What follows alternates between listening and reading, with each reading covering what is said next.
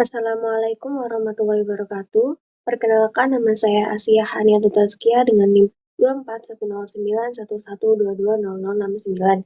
Di sini saya akan menjelaskan mengenai surface anatomy atau anatomi permukaan yang sebelumnya telah dipaparkan oleh Dr. Auski Iliandri MKes. Anatomi berasal dari bahasa Latin yaitu ana yang berarti bagian atau memisahkan, dan tomi yang artinya iris atau potong. Jadi anatomi adalah ilmu yang mempelajari bentuk dan susunan tubuh, baik secara keseluruhan maupun bagian-bagian, serta hubungan alat tubuh yang satu dengan yang lainnya. Yang pertama ada rambut. Rambut adalah organ yang tumbuh di kulit manusia dan hewan, terutama mamalia yang berfungsi sebagai pelindung tubuh dan untuk estetika. Nah, rambut pada manusia sendiri terdapat pada beberapa bagian seperti ada pada kepala, alis, bulu mata, rambut pada ketiak, dan rambut pada kemaluan. Nah, rambut pada kepala berfungsi untuk melindungi kulit kepala dari paparan sinar matahari, agar kulit kepala ini tidak terbakar atau melepuh ketika terkena sinar matahari.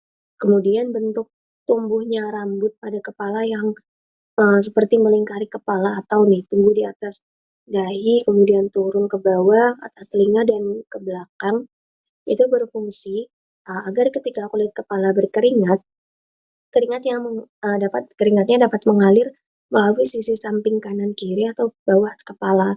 Bayangkan jika manusia tidak memiliki rambut atau botak, keringat itu dapat mengalir ke depan ke sisi wajah yang nantinya akan dapat mengenai mata atau wajah kita. Kemudian ada alis yang berfungsi untuk melindungi mata dari tetesan keringat, air, atau benda-benda apapun yang mengalir dari atas. Nah, bentuk alis sendiri mengapa melengkung ke bawah, mengapa tidak melengkung ke atas? Bentuk alis yang melengkung ke bawah ini berfungsi agar tetesan keringat dapat mengalir ke bawah, mengalir ke lateral atau medial dari kelopak mata.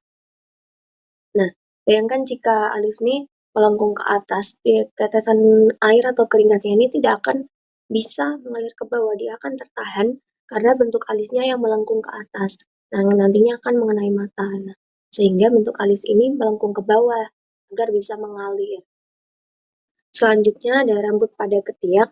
Rambut pada ketiak sendiri berfungsi untuk melindungi kulit ketiak dari gesekan-gesekan yang terjadi ketika kita beraktivitas agar kulit ini tidak teriritasi. Karena kulit ketiak ini cukup tipis sehingga rambut ini dapat melindungi kulit ketiak kita agar tidak luka atau lecet-lecet ketika kita beraktivitas. Nah, selanjutnya ada rambut pada kemaluan. Rambut pada kemaluan ini berfungsi untuk menjaga suhu pada organ kemaluan kita agar tetap optimal dan untuk melindungi bakteri atau kuman yang akan masuk ke organ kemaluan kita gitu. Jadi dia sudah tersaring karena adanya rambut pada kemaluan itu. Selanjutnya ada hidung. Hidung adalah organ yang berfungsi sebagai alat pernapasan dan indera penciuman. Jika kita perhatikan, hidung ini tersusun atas tulang lawan atau kartilago. Nah, mengapa hidung ini tersusun atas kartilago? Karena agar kita dapat leluasa bergerak atau bernapas. Contohnya seperti kita tidur, karena hidung ini tersusun atas kartilago, kita dapat leluasa tidur dengan posisi menyamping, kanan kiri, atau mungkin tengkurap. Dan beda halnya ketika hidung ini tersusun alas tulang yang keras. Ketika kita tidur, mungkin kita akan merasa tidak nyaman karena hidung kita ini tidak bisa luasa bergerak dan bernafas. Selanjutnya ada telinga. Telinga pada manusia ini memiliki cuping, yang mana cuping telinga ini berfungsi untuk menangkap suara. Jika telinga pada manusia tidak memiliki cuping, itu dapat berakibat mengurangi pendengaran 20-30 desibel. Dan pendengaran pada manusia ini memiliki frekuensi 20-20.000 Hz. Nah, mengapa pendengaran pada manusia ini hanya terbatas di frekuensi 20-20.000 Hz?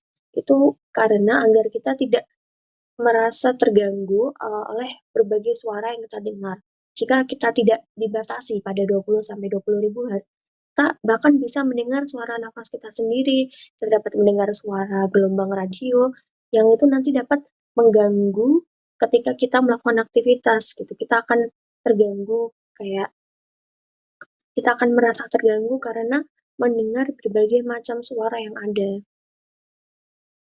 Kemudian ada abdomen. Abdomen adalah bagian tubuh manusia yang terletak di antara dada dan panggul, atau yang bisa sering disebut dengan perut.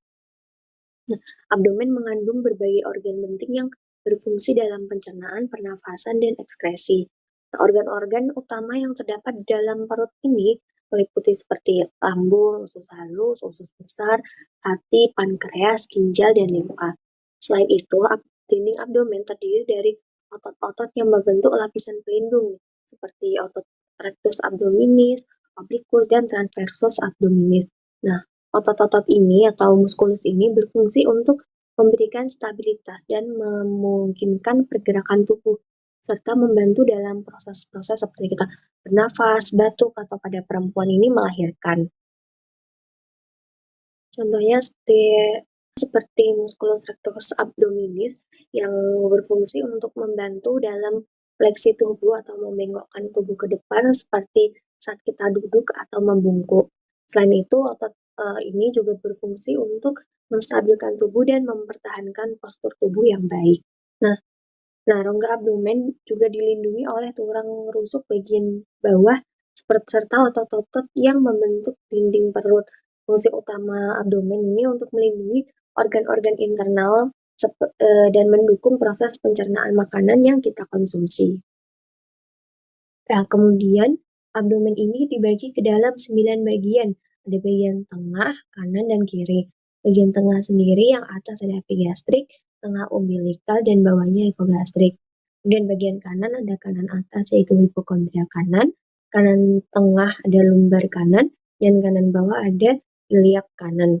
Kemudian kiri atas ada hipokondria kiri, kiri tengah ada lumbar kiri, dan kiri bawah ada iliak kiri.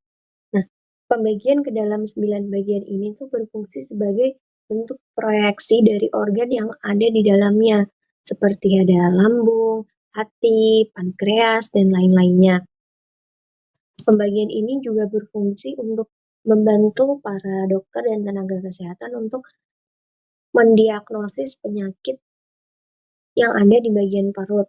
Jadi dia dapat mendiagnosis melalui sakitnya ini berada pada bagian mana, sehingga kita bisa tahu organ apa yang ada di dalamnya. Selanjutnya ada jantung. Jantung ini memiliki 4 katup. Yang pertama ada di sisi kanan yaitu katup trikuspid, dan di sisi kiri ada katup bikuspid. Kemudian ada katup pulmonis yang menuju ke arah paru-paru, serta katup aorta yang menuju ke seluruh tubuh. Nah, jantung berfungsi untuk memompa atau mengalirkan darah dari paru-paru ke seluruh tubuh. Di mana urutannya ada darah dari seluruh tubuh masuk melalui atrium kanan, kemudian ke ventrikel kanan, dan naik menuju paru-paru. Kemudian di paru-paru terjadi pertukaran CO2 dan O2, yang mana dari darah dari seluruh tubuh yang miskin akan O2, kemudian ditukar menjadi darah yang kaya akan oksigen. Dan darah yang kaya akan oksigen ini kembali ke jantung melalui atrium kiri, kemudian ke ventrikel kiri, dan selanjutnya dialirkan ke seluruh tubuh. Kemudian yang terakhir, jika kita perhatikan terdapat perbedaan fisik antara laki-laki dan perempuan. Yang pertama pada wajah, laki-laki memiliki kumis dan jenggot, yang mana perempuan tidak memiliki. Kemudian struktur tulang pada wajah laki-laki juga lebih tegas dan cenderung lebih besar, seperti contohnya rahang pada laki-laki lebih tajam dan lebih tegas daripada rahang perempuan yang terlihat lebih halus. Kemudian kita turun ke bawah ada pita suara. Atau suara laki-laki lebih panjang daripada pita suara perempuan, yang mana menghasilkan suara laki-laki lebih berat dan cenderung bass daripada perempuan yang memiliki pita suara pendek, yang mana menghasilkan suara yang cenderung melengking daripada laki-laki. Selanjutnya bentuk dada dan perut laki-laki yang cenderung lebih bidang dan lebih lebar daripada bentuk dada dan perut perempuan. Namun dada perempuan ini terdapat tonjolan yang mana laki-laki tidak memiliki. Kemudian dan panggul perempuan yang lebih lebar daripada laki-laki, yang berfungsi membantu perempuan nanti ketika akan melahirkan. Perbedaan selanjutnya ada pada organ reproduksi laki-laki dan perempuan.